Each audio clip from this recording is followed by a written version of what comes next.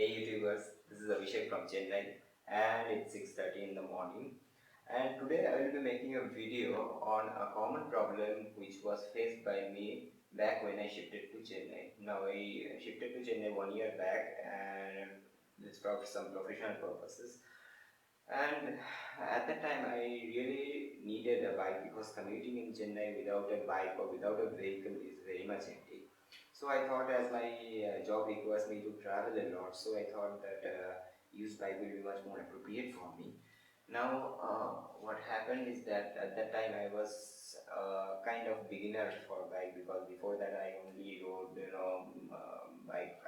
I started riding bike for 6 months only. So I was kind of beginner at that time. So the main problem which I faced is really determining the condition of the used bike which the owners were giving to me. Now at that time I searched for used bike in OLX, in Quicker, and in other websites where they were selling second-hand bikes, and also I looked in my company website. So I got a lot of responses from a lot of owners who were really willing to sell their bikes. So the response was not a big problem. The problem was that what owner is charging for that bike, and I need to determine that whatever they are charging, maybe it be 20,000, maybe 30,000, or whatever it is, and the bike which they are providing should be up to the mark for that payment I am paying to them. So determining that condition of the bike was very tough for me, being a beginner. So at that time, I did learn a lot, and I will tell you some very quick tips. I'll give you some very quick tips in order for you to determine the condition of the bike which you are purchasing before even taking a test drive. So before taking that test drive, if you find some flaws using these tips, then of course you can always negotiate with the owner, and you can bring back the price down. Now I will tell you something what the previous owner, all the owners of the bikes do in order to hide the problem. Now hiding a problem in bike is very easy, trust me. Let's say for example, if your bike's engine is having some issues, now, what the owner will do is he will flush out the engine oil totally. So what happens is during test drive, like before test drive, if he flushes out the engine oil, what happens is during test drive you won't feel much different, because you will be taking test drive for 1 kilometer or so at max, not more than that. So at that time you will not feel any difference with the engine. Engine will run fine and everything. It will not even throw any black smokes or anything. It will not even get heated up for 1 kilometer or so. Now what happens is, once you end up purchasing the bike, after you commute for 1 week or so, the problem will slowly start coming to you. Your engine will start getting heated up without engine oil, and apart from that your piston will not run very well. So after that you will purchase a new engine oil, a synthetic engine oil maybe, and you will put that engine oil in your engine, and after that the main problem will start. Your engine will start showing black smokes, and your engine will start getting even more heated, and apart from that some other engine issues are also there. So these things will start once you again put engine oil in that. So at that time you will realize the bike which you purchased is really not up to the mark. So at that time you cannot do anything. So I'll give you some very quick tips, so you can it will really help you to determine the quality of the bike, or it will really help you to negotiate the price with the owner. So let's get going. Guys, this is my Apache 160 RTR which I purchased in Chennai, and it was a used bike which I purchased from one of my colleague. Now I purchased this bike for 20,000, and I think 20,000 is worth for this bike.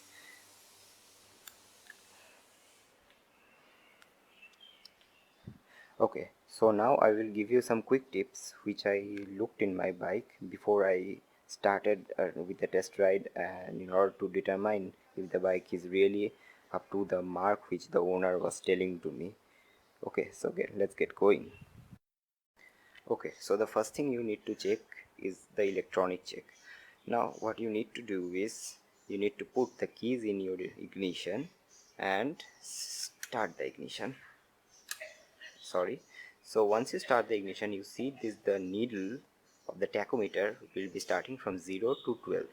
If you see it closely, I'll close the ignition once again, open it, so it will go from 0 to 12 and back to 0. So this thing should happen. So what this signifies is, once you start your ignition, the electronics, the electrical charge will get distributed in all the bike components, in all the bike electronics part.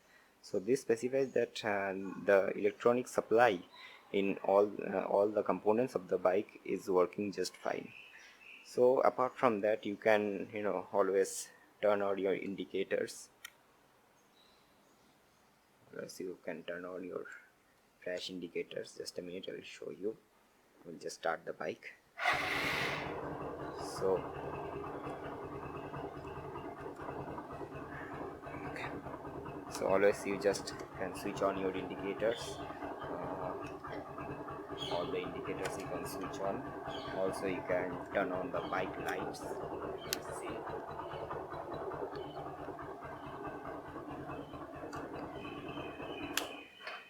and also your tail light.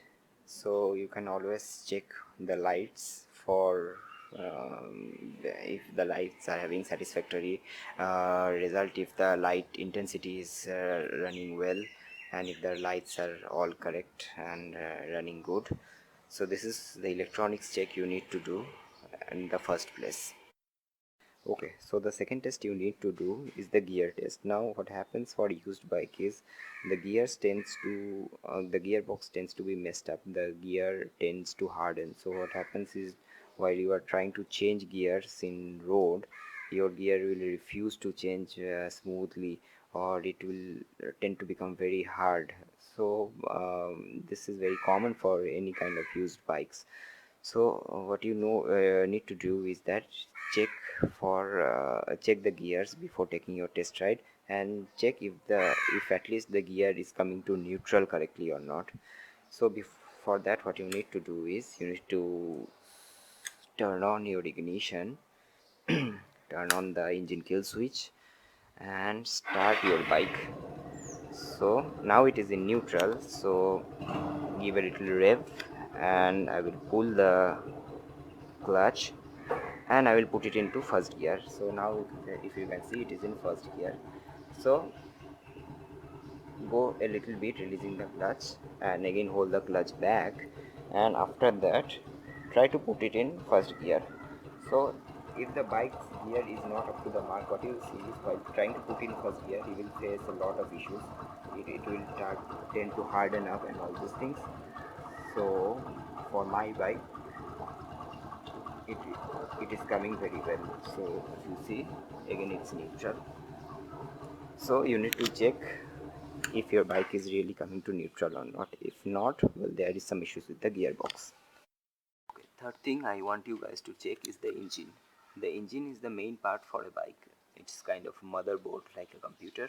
So you should make sure before test ride if your engine is up to the mark, because if your engine is not up to the mark, it will start giving you a lots and lots of problem. So you can do just a quick and simple test for the engine. So first thing what you need to do is get on your bike. Okay, start your bike. You can start it in neutral also. What you need to do is give a hard rev on your bike. So what you have to see your exhaust. Now I'm giving a very hard rev on my bike.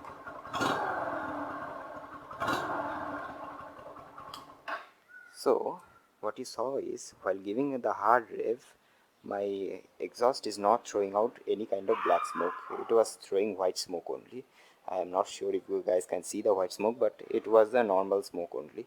Now the thing is like, if while before test drive, if you see that while giving hard rev, your engine is not throwing out normal smokes, or it is throwing out kind of black smoke, then you will come to a conclusion that, well, your engine is servicing. This engine is not up to the mark what you think it is. The fourth thing I need you guys to see is, to check for oil leaks. Now, just below the engine there is a oil cap. What happens sometimes is the oil cap tends to loosen up. So if the oil caps loosen up, then oil will start leaking. So what you will see is just below the engine lots of oil will come here, oil will spill up. Or if you put your hand just below the engine, so you can feel the oily mixture coming out. So you know you should need to check that your bike is not leaking up any kind of engine oils. So you need to it's necessary to check for any kind of oil leaks in your bike. Next thing is the tires. The tires, you should need to check that the tracks of the tires is up to the mark. The tracks of the tire is really deep enough to hold your bike, or to grip your bike very well while you are riding, or while you are trying to make a hard bend or something. So if these tracks are totally flattened out, then your bike will tend to lose control in road. And well, that is not a very good thing. Skidding a bike is the worst thing you should have expected. So you need to check that all the tracks of the tires are up to the mark. So this bike tracks, while I bought it 1 year back, was quite good. Now also it's good. In some places if you see, it tends to flatten up, but well, that's fine. Well, the last thing I need you guys to check is the aesthetics part.